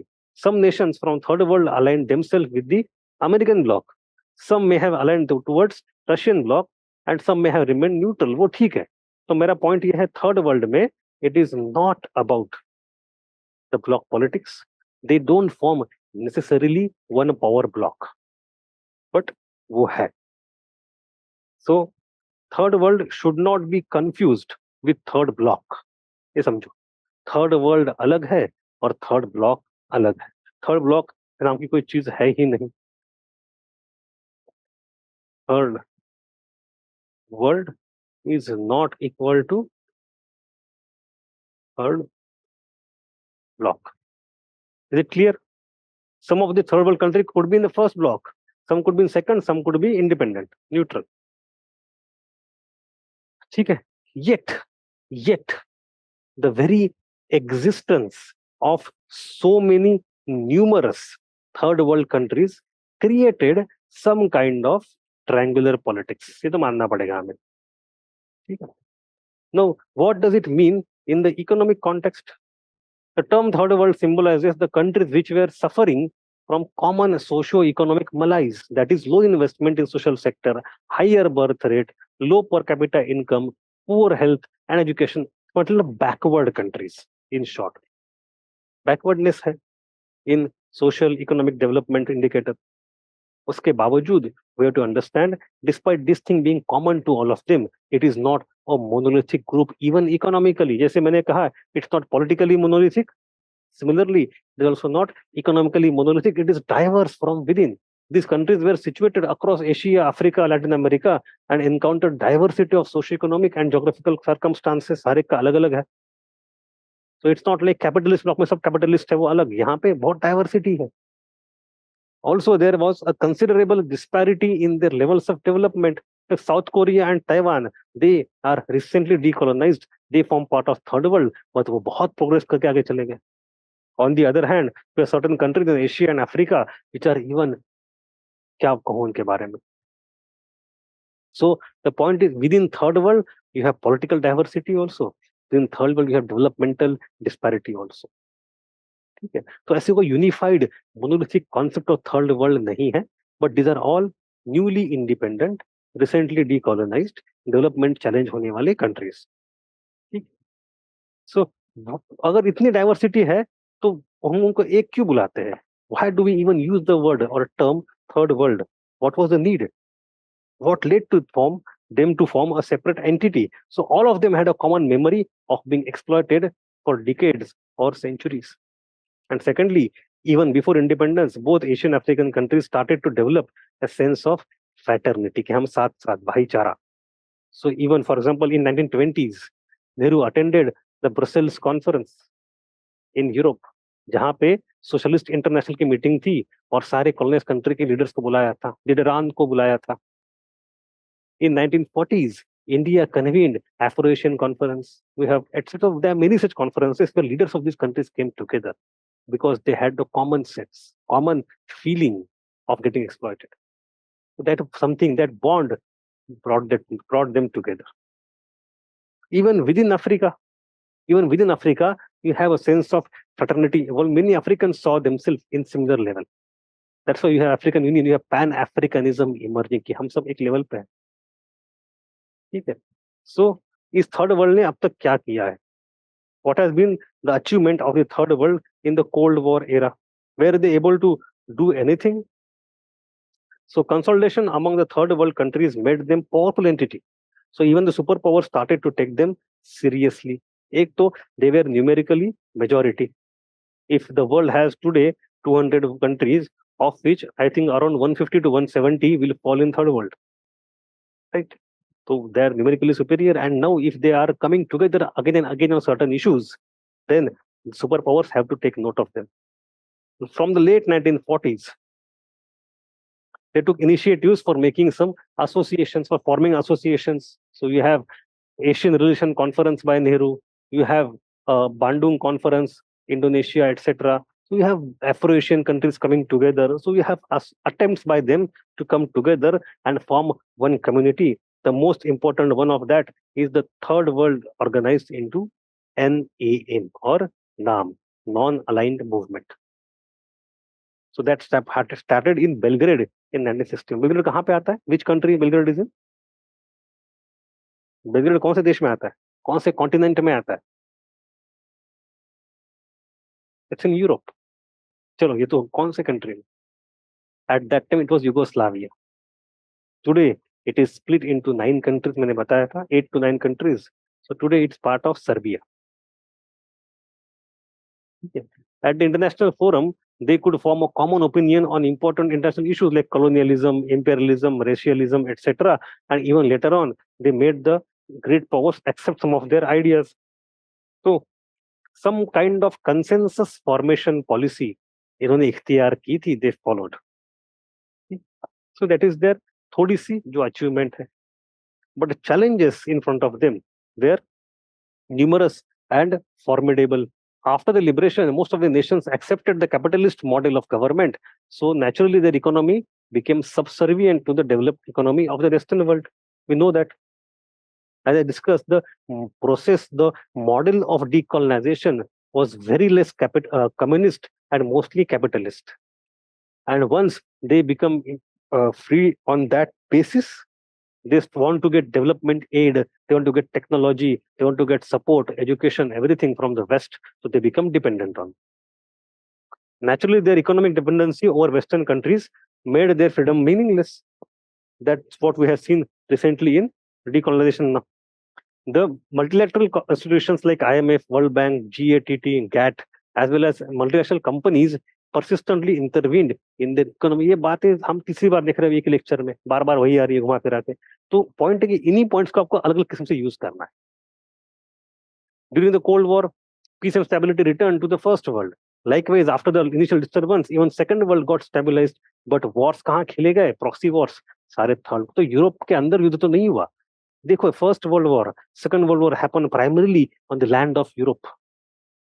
They understood कि भाई हमें झगड़ा करना है but अपने आप को नहीं काटना है. तो they exported their internal tension to the global level in cold war and many proxy wars were fought actually physically in the third world. On the contrary, जो लोग आपस में असली में दुश्मन है वो शांत बैठे आपस में, ठीक है. So third world was highly disturbed during the cold war era. And after the war, particularly after the disintegration of USSR, decline of socialist economies, third world countries lost their staunch support. होता क्या था? If there are first and second world and you are an independent country, you have got bargaining chip to maximize your outcome. And if there is no Russia, there is only America, then you have very less chances of being able to duck their stress. You will get under the dominance very easily. So Russia used to support. So Russia chala gaya, so you got exposed. There is no umbrella cover anymore. Above all, in the 1990s, on the basis of the Washington Consensus, the policy of economic liberalization was imposed over the third world nations, and on that basis, the market was forcefully opened. Now, I hope you know Washington Consensus. आपने GS में पढ़ा होगा, GS 3 में नहीं पढ़ा था. So let me give you a very brief idea. Very brief. I'll not go into a lot of details, but you recall that we had discussed in 1929. We had Great Depression,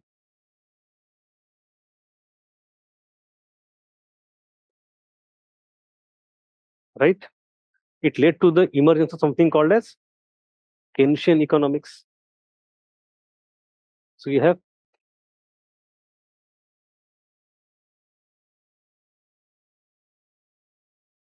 what is Keynesian economics? That government playing a big role through fiscal policy by tax reduction and investment and spending to pump prime the economy. Fiscal deficit बढ़ा लो, पैसे खर्चे करो, economy को prime करो और फिर दोबारा पैसे बाद में निकाल दो जब इंप्रूवमेंट हो जाएगी तब. So it means that the central government or the actual government will play a maximal role in economy, right? But this goes against the older idea of Adam Smith, जो क्या बोलता था? Classical economics कि भाई government should be night watchman, minimalist, not neutral, minimal government, non-intervention, let market have its own role. तो इसके पहले आपके पास क्या होता था? Classical economics.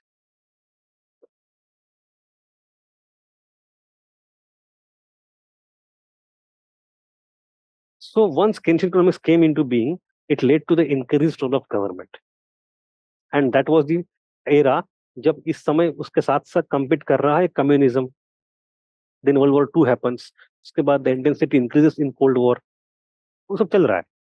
Simultaneously, what happens in 1970s? You have something called as दो तीन चीजें होती हैं.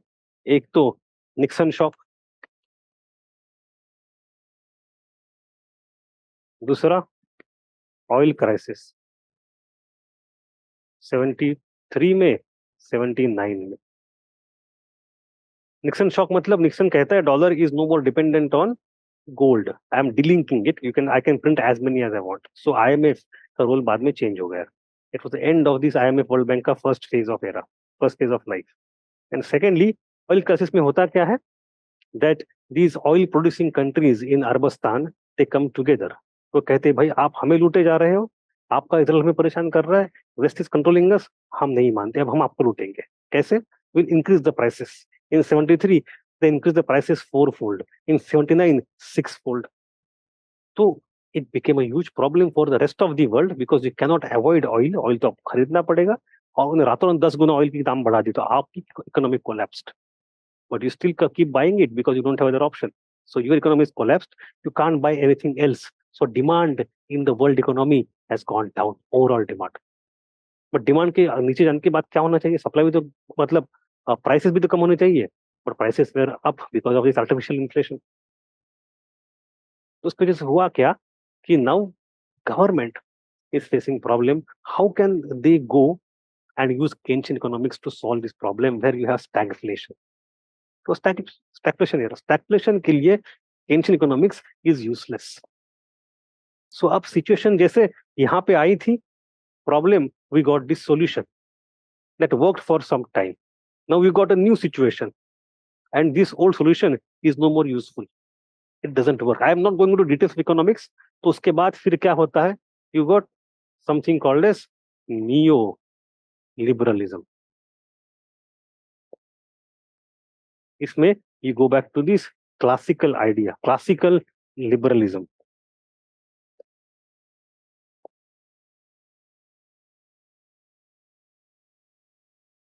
Where अब यहाँ पे thinkers कौन है? दो सबसे बड़े thinkers यहाँ पे आते हैं. एक है, मैंने आपको बताया है पहले, आप भूल गए हो सब चीजें. एक है Friedrich Hayek and second is Milton Friedman. These people are monetarist, use RBI or central bank to reduce and increase the interest rates to control the economy and not the tax and spending. Fiscal policy was the focus of Keynes. उन्होंने कहा ना, it should be the monetary policy. I hope you know the difference now. है ना? तो ये era शुरू होता है 70s में, एंड इस समय 80s में कौन नेता बड़े बड़े आते हैं? Two important नेताज who come.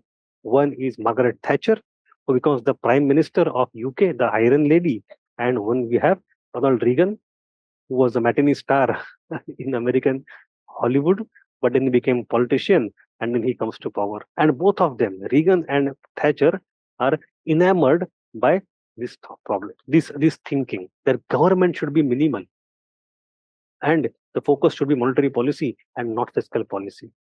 And उस समय वो consensus बनता है, and that is, so we have Thatcher Reagan era that led to Washington consensus.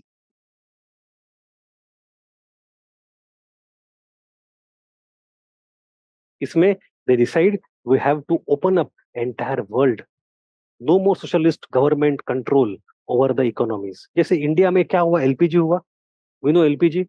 What is LPG? बस इंडिया में थोड़ी हुआ है, पूरी दुनिया में हुआ है.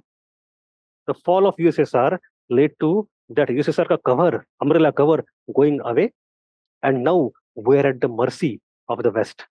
जो पाकिस्तान में हो रहा है, IMF का लोन मिलेगा नहीं मिलेगा, पढ़ रहे हैं 1-2 साल से. What is this? This is Washington consensus that the IMF and World Bank will be repurposed for the, उनको हम लोन देंगे लोगों को, but उस केस में will impose our value system, economic value system, जिसमें you can't is government control, there cannot be the permit raj, you cannot have competition control like this, monopoly etc. नहीं चलेगी. Throw open, create open market so that we can come and dominate your market. तो उसका consequence हो गया. So in case of USSR, or rather Russia after 91, you have something called as shock therapy. हमने देखा था shock therapy, if you remember the lecture. तो shock therapy हो. In many other countries, you have SAP, structural adjustment programs. So the shock therapy and SAP, and in case of India, what we have as LPG, liberalization, privatization, globalization. ये सब चीजें क्या है? This everything is nothing but this neoliberalism that is in the form of Washington consensus. तो इसमें क्या होता है? अंत में आपकी इकोनॉमी खोल देते हो, and then who dominates? The Western companies come and dominate. So that is the point. On the basis of their market was forcefully opened. So third world has gone through that phase, and now the new element has come up, that is rise of China. वो अलग बात. Now we have one more topic. This third world during Cold War also had formed their own organization called non-alignment movement. See, the decolonization led to the formation of almost 50% new nations in the world politics. That is a kind of diplomatic, or rather international relationship revolution. 50% नए देश बन गए. It's not a joke. And these countries had the identical experiences of getting colonized, of getting exploited, and having the path of the similar development ahead of them. So because of similar experience and similar expectation, they naturally came together, and it led to the formation of non-alignment movement. So what is non-alignment movement? This issue has become a matter of controversy recently. Sometimes it confers with the terms like neutrality, not commitment, isolation, etc. But it is not true. Non-alignment, first of all, does not mean neutrality. Who is neutral? Switzerland is neutral. Switzerland has always been neutral country. Or Austria is neutral in last 1 century. ये neutrality है. This is not non-alignment. And it is also not isolation. What is isolation? That America did after World War I. These non-aligned countries are not neutral. They are active. They are not isolated. तो फिर उसका मतलब क्या है? On the contrary, non-alignment implies active participation in international politics. It does not mean that there should be no relations with superpower. It is not also isolation. Rather, it means to form an independent decision on important international issues without getting influenced by any superpower. मतलब क्या है? कि हम किसी के पिट्ठू नहीं बनेंगे. Will not join one permanent block completely. उसके साथ साथ जो कुछ आता है हम सब मान लेंगे, इच्छा हो या ना हो, ऐसे नहीं करेंगे. On issue by issue basis, sometimes we'll support first world, first block, sometimes we'll go on the second block. Sometimes we'll have our own third way. So हम परमानेंटली किसी ब्लॉक की एंट्री नहीं करेंगे, but issue bye issue basis पे अपने interest को देख के हम डिसीजन लेंगे. इसमें क्या बड़ी बात है, नॉर्मल चीज है ये. But first and second world did not do that. So आज के दिन में, today, what we call it as strategic autonomy. At that time this term was not there, so they used to use the word non alignment. In Cold War era, because एक first block है, second block है, we are non aligned with either you or you, we are autonomous. So today we call it strategic autonomy, non alignment. So what were the causes or objectives of non alignment? See, ये term जो आती है ना, non alignment, ये किसके through आती है पता है? You have Indian diplomat in UN giving a speech. His name was V.K. Krishna Menon. And V.K. Krishna Menon used this term non-alignment. वहां से ये catch कर ली, वहां से आ गया ये term. So India has coined that term. But anyway, come to the causes or objectives. NAM does not believe in neutrality or pacifism. It believes in playing an active role in international matters. The only intention of NAM is to remain away from bloc politics and militarism and not away from international relationship. It is very easy. See, it is in the context of decolonization, you have to understand that.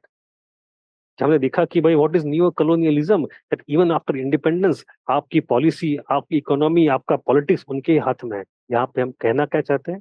Will not do that, will assert our own independent path. So in a way, non-aligned movement is nothing but a kind of process of decolonization where we reassert our own strategic autonomy and agency. We want to pursue an independent foreign policy, not being influenced by you, by colonial masters. ठीक है? So newly independent nations, countries came to realize that to join any military bloc means to get their foreign policy mortgage, or in that eventually their hard-earned freedom would be meaningless. Newly independent nations wanted to remain away from capitalist and communist military bloc. So we want to have relationship with both the blocs on issue by issue basis, but we don't want to become part of military bloc, either this or that. Economic, cultural, academic, trade हम सब करेंगे, हम military के आपके part नहीं बनेंगे. देखो, India remain non alignment, आज हम कहाँ पे हैं? On the other, Pakistan was active in the first bloc. He was pittu of America for many years, and they lost their strategic autonomy. They focused on military, no development. अपने next point जो वही था, ये था कि before newly independent Afro Asian nations, economic reconstruction was the first priority हमारे सामने. If you join any bloc, it would mean to spend the scarce, जो कितने थोड़े पैसे है, रिसोर्सेस है, if you start spending on militarisation, on arms race, तो फिर हम डेवलपमेंट कहाँ से कर पाएंगे? So we decided not to be part of CETO or CENT or anything, but non-aligned, so that we can divert our scarce resources to the developmental purpose. In a condition of policy of non-alignment, the third world nations would expect the economic support of reconstruction program from both the blocks simultaneously. अब ये भी अच्छी बात है, that you want to minimize your defense expenditure and prioritize your developmental work. That is one thing, but once you are not part of military block of either side, you can take funds from both the sides. India ने किया. You look at the first and especially second 5-year plan. Bokaro है, भिलाई है, दुर्गापुर है, कैसे बना? In one industry we have technical experts coming from Germany, एक जगह from Russia, एक जगह from Britain, एक from America, but to support from everybody. Green revolution कैसे बनी इंडिया में? It is because of America. Arun Borlaug. So we on one hand were kind of socialist, taking support of USSR. At the same time, we were able to take help of America also. That is non-alignment, focusing on development. So NAM was created so that member nations could tackle their social, economic, and political challenges effectively through mutual cooperation. The nature of challenges being faced by these nations were quite similar. तो दूसरी बात नाम में ये है कि आपस में तो African, Asians, Latin American countries which are backward, we have same problems. We may evolve solutions which can be mutually useful. Let us learn from each other, help each other. So that also is NAM. Now, NAM is a symbol of urges and aspirations of newly independent nations. These nations wanted to play active role in international level by working together on a common platform. NAM was created so that comparatively smaller national nations of the world, not national, nations of the world could have effective say in international activities.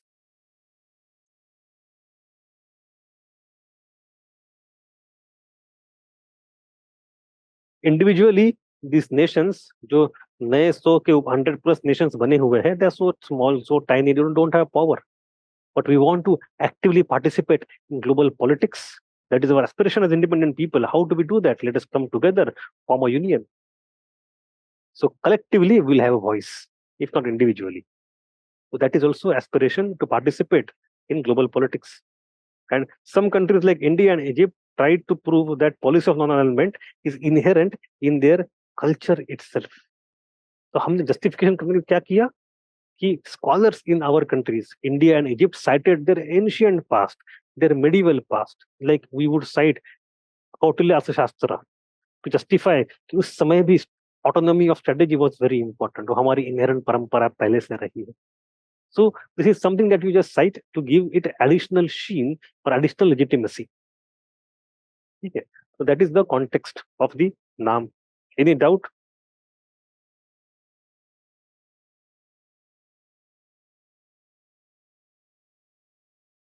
Now, process of formation of NAM. NAM कैसे बना? So various Asian, African countries had identical experiences हमने देख लिया. So they were eager to develop some kind of organization. So we have a predecessor organization first, or predecessor conference in 1947, even before India's independence. In August, we got independence. This thing is happening in March. Before independence, under Pandit Nehru, we have Asiatic Relationship Conference at Delhi. Likewise, in the past, there have been Pan-African conferences in the interwar as well. So don't collect so many facts, but understand that there are certain attempts in 20s and 40s, even before actual NAM was formed. So एक तरह से उस तरफ धीरे धीरे movement शुरू हो गई है. Then we have the famous Colombo speech. Chou en Lai and Pandit Nehru described the 5 principles of peaceful coexistence, and they are called as Panchashil. Panchashil. Panchsheel मतलब 5 principles of foreign policy. उसमें क्या था? Mutual respect for each other's territorial integrity and sovereignty, mutual non-aggression, mutual non-interference in domestic affairs, equality and mutual benefit, peaceful coexistence. ये सारे इसमें high sounding principles. ये सब China ने कह तो दिया हमारे साथ, but with in a few years हमला भी किया, वो अलग बात है. ठीक. So when you say that NAM or the third world was not so monolithic. We can talk of China and India war also some. But anyway, then once again, such a conference convened in 1945. It is 1955, not 45. ये 45 को लिखा पता नहीं, 55 चाहिए. 1955 at Bandung. Bandung कहाँ पे आता है? In Indonesia. In Indonesia. So here the basis for NAM was basis, not actual NAM. People get confused कि भाई बांडुंग में नाम बना, बांडुंग में नाम नहीं बना. Lots of leaders of future NAM actually had assembled in Bandung. वहां पे they created rapport, they created understanding, they enunciated the 10 principles. 10 principles. Bandung में आते हैं 10 principles, which is nothing but the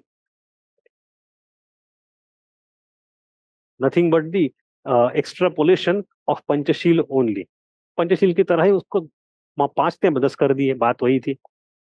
And so for the first time, देखो इसमें खासियत क्या है? Till 55, you had the conference either of Asians or of Africans. पहली बार Bandung में Asians and Africans came together. It's a big thing. So Bandung becomes important for 3 reasons. Firstly, for those 10 principles, which are extrapolation of Panchashil only. Secondly, all these leaders which will become important in third world in future are present in Bandung. We have Sukarno, U Nu, Nasser, Nkrumah, Tito, Nehru, Ho Chi Minh, Chou en Lai, U Thant, and many more, many more. And thirdly, you have Asians and Africans coming together for the first time on one common platform. Bandung becomes very important, but Bandung is not the place where you have the actual formation of NAM. NAM gets formed in 1961 in Belgrade. In Belgrade. So at that time, you had all these nations becoming its members, and there was a declaration: respect for fundamental human rights, respect for territorial integrity and sovereignty, recognition of equality. वही सारी अच्छी अच्छी बातें जो थी दोबारा कह दी इन लोगों ने कि the values on which we operate. So यहाँ पे मन के वहां यहाँ तक क्या मतलब there was an idea of non alignment. देखो दो चीजें अलग है, समझो इसको. It's a very basic thing. I think वो आईआर में कवर कर ही देते हैं, बता ही दूं.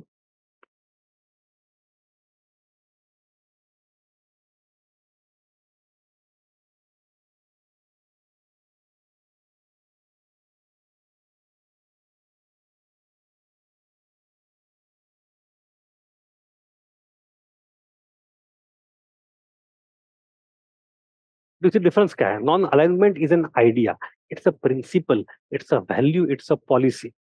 एंड मूवमेंट मतलब क्या है? ये आइडिया रखने वाले many countries come together and form one organisation. That's movement. So we have to talk about those things, understand them separately. So when you say that in Belgrade, NAM was formed, it means this movement was given an institutional organizational basis. But idea of NA was there already for many decades before that. Clear? So what was the contribution of NAM?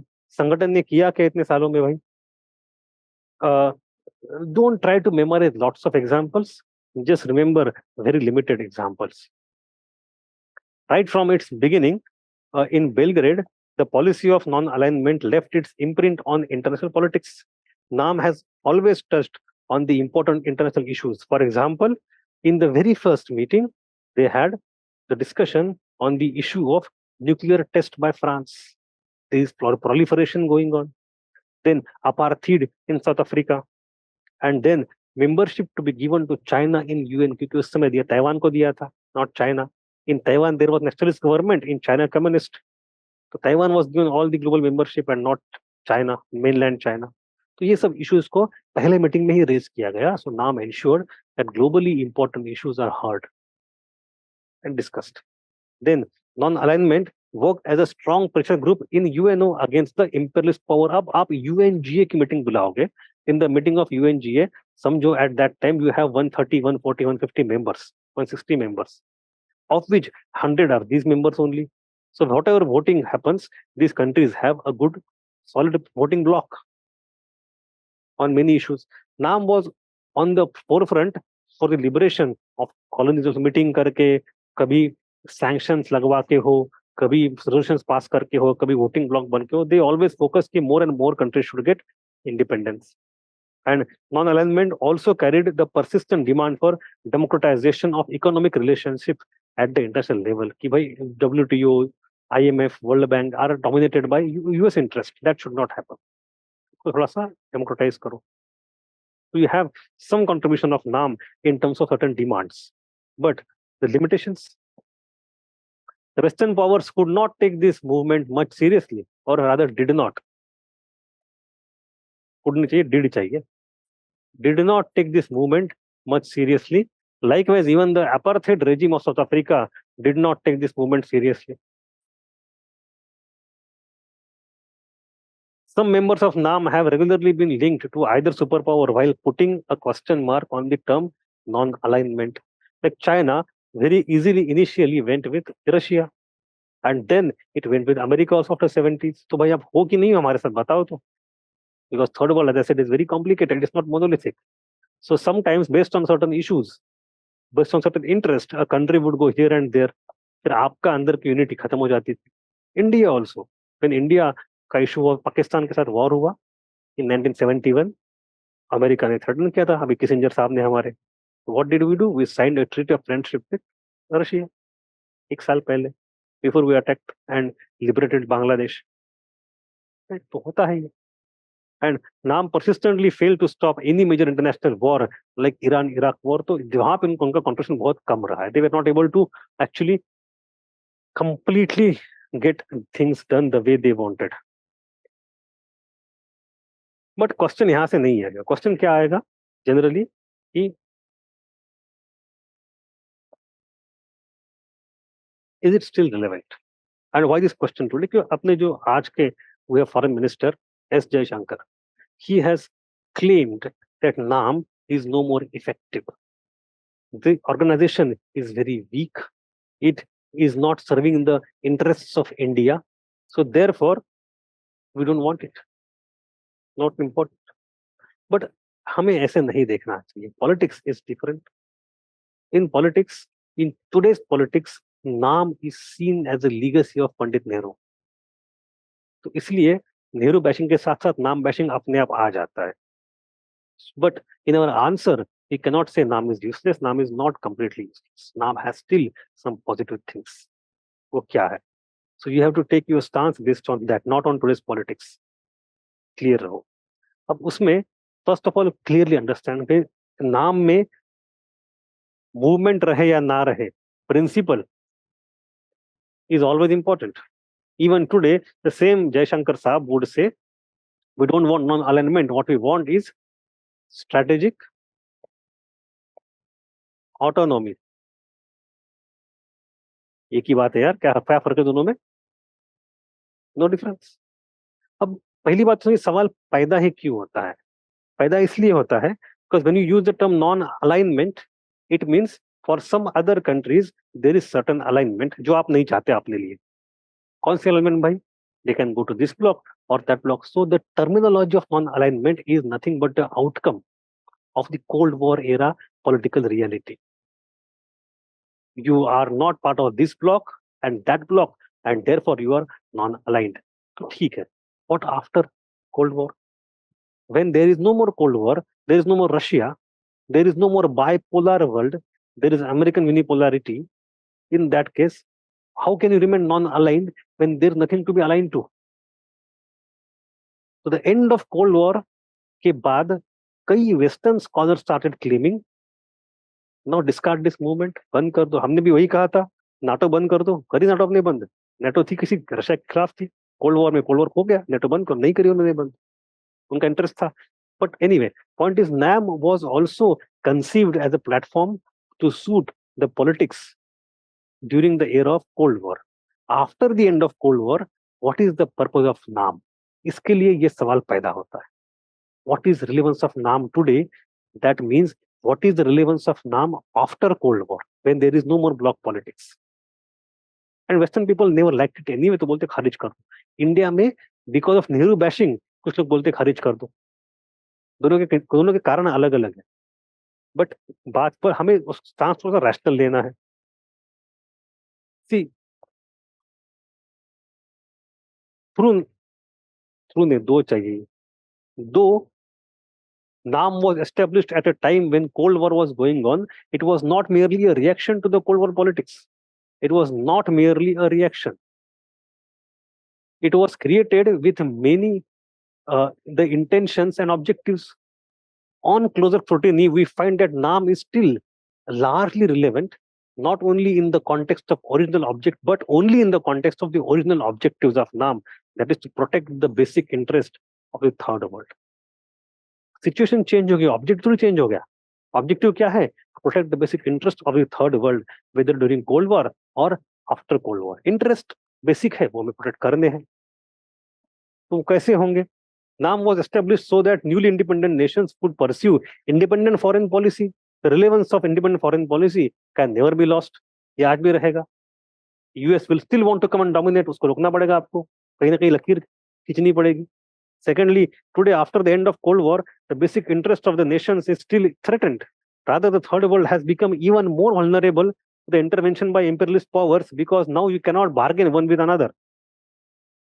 जब China powerful नहीं था, तो Nepal was almost under domination of India all the time, hegemony of India. Bhutan was doing the same thing for long time. अब उनके पास मौका मिला है, वह ये कंट्री वर्सेस वो कंट्री थोड़ा will play one country against another for their own petty politics. but they will try to maximize the outcome. उसमें उनका फायदा होगा, नुकसान होगा, वो आगे वाली बात है. But they can play today's politics. They got some scope. So that scope was there during during the Cold War era. अब वो scope जब खत्म हो जाएगा तब क्या करोगे आप? There is only one superpower, America. But still you have threat, and threat rather has increased because you don't have scope of bargaining. The newly independent nations come together on platform of NAM so that they would work together for their socio-economic advancement. Relevance of such cooperation is still there. You can still come together and cooperate for developmental issues. Instead of losing its relevance, NAM has become much more significant in recent times because of many transnational challenges like climate change, environmental degradation, human and drug trafficking, arms trafficking, terrorism, etc., which require multilateral approach.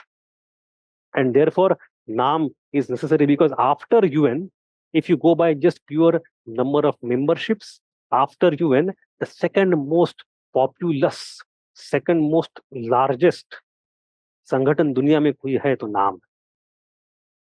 Number of states बहुत ज्यादा है वहां पे, UN के बाद वही है. ठीक है, but how do conclude then? Today, NAM has 120 members, 17 observer states, and present in NAM 55% of the world population.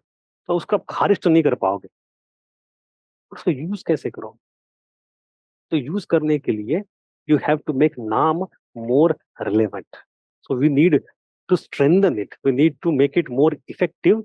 For that, some restructuring of its organization may be required. तो वो करना चाहिए.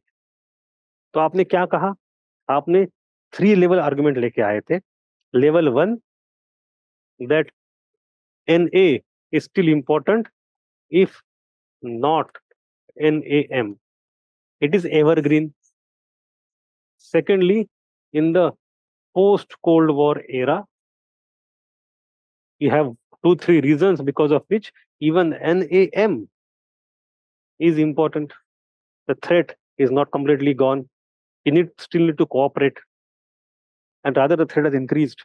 And thirdly, yet restructure to make it more useful. That is your conclusion. To make it more effective. ठीक है. Recently I saw that speech of J. Sai Deepak. Recently मतलब कुछ 4-6 महीने पहले, where he has said that देखो नाम को ना अपोज बहुत लोगों ने किया था उस समय. पंडित नेहरू का विजन था नाम. He was one of the great architects of NAM. But his opponents in India opposed it even at that time. One of the major opponents was Ambedkar. Ambedkar ने कहा कि आप गलत कर रहे हो इंटरनेशनल रिलेशनशिप में. You have to go closer to America. Go to the first block. Why? Not because of capitalism, but because of democracy. Ambedkar was highly pro-democratic, and he thought he saw that America and the Western countries, भले policy उनकी कुछ यहाँ हो वहाँ अलग बात है, policies keep changing, but structure of this society and polity is democratic. We should have such values of liberty, equality, fraternity. So we should go with that block on value basis. That was his viewpoint. And in the Cold War era, strategically India थोड़ा सा नाम कहते रहे हम, but थोड़ा सा we aligned with Russian side. They helped us. America did not help us much. America went on, Pakistan went on American side. अब cold war के बाद उल्टा हो रहा है थोड़ा थोड़ा, वो अलग बात है. But the point I want to make is that strategically did NAM serve India's interest? We are not so sure to what extent उसका ज्यादा फायदा हुआ. हो सकता है कुछ अच्छे पॉइंट्स भी मिले हो, कुछ negative points. I am talking only of India, not of the world now. Paper में क्वेश्चन वर्ल्ड का आएगा, मैं बात इस समय इंडिया की कर रहा हूँ. Strategically, the outcome of NAM for India's foreign policy may be little bit problematic, doubtful. We have to discuss and analyze. Some positives are there and some limitations are there. But at the level of philosophy, level of concept, it is a great tool of decolonization that we cannot disagree with. So this kind of conclusion you will use in the paper of GS2, not here. You give India specific answer. Strategically, the outcome may have been suspect in some circumstances, but as a philosophical tool, it was a philosophy. It was a great tool of decolonization. It was a right step towards true decolonization. ठीक है, that is about GS2 India के case में। Any doubt? So अभी अपने दो topics बचे हुए हैं। One topic is South Africa apartheid, and second is unipolar world. दोनों छोटे टॉपिक्स हैं and we'll cover them in one lecture easily. The role of non-alignment movement in world affairs has suffered greatly due to the theater of international conflicts among the third world countries who spearhead it. Elucidate. Very simple, Pratik. Take examples. No. Pehle, in this question, you will start with the vision of NAM. Secondly, objectives. Secondly, you will see कि भाई the mutual cooperation became problematic because some countries joined this bloc or that bloc. And then you have international conflict like India, China on Tibet and border war. One example. Best example सबसे अच्छा है that shows कि भाई इसके अंदर भी कितने झगड़े हैं and you can take example Africa also lots of examples in Africa तो आपस में झगड़े करते रहे बिकॉज ऑफ दैट झगड़े one country was pushed into the side of US other was side of USSR तो again cold war era politics started to dominate so it was not easy to remain true to the principles of NAM in case of the questions of survival ठीक है still जितना हम कोशिश करें बड़े path इख्तियार करना जितना कर लिया खत्म ठीक है ओके तो इन दो टॉपिक्स हम कल करेंगे tomorrow will be the last question on the topic of world history you will have a test next Sunday world history full syllabus half length 125 marks again but full syllabus test सारा start से end तक सारा syllabus होगा revise कर लो अच्छे से I will tell you exact date बता देता हूँ डेट होगी 17th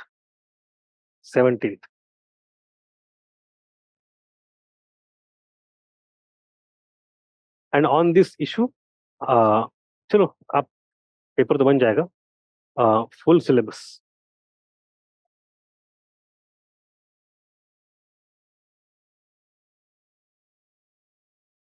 we have already had 2 tests ये थर्ड टेस्ट है पहले टेस्ट पे 1/3 किया था सेकंड में 2/3 अब पूरा syllabus of world history we have got 1 week delay हो सकता है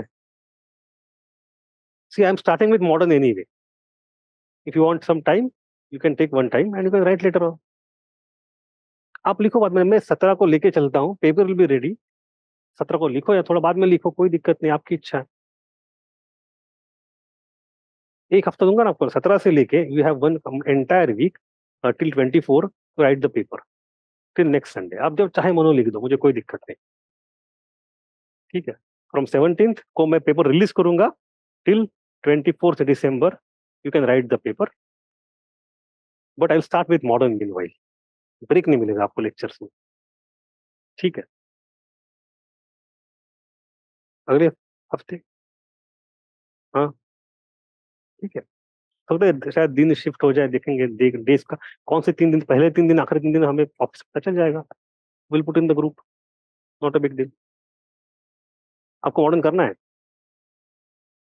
ठीक है ओके चलो देर ऑल द बेस्ट रिवीजन करो एक हफ्ता से 2 हफ्ता वर्ल्ड के हमारे आज 42nd लेक्चर था कल 43rd लेक्चर होगा 40 लेक्चर इज गुड इनफ मैंने 40 कहा था 43 हो गए चलो थैंक यू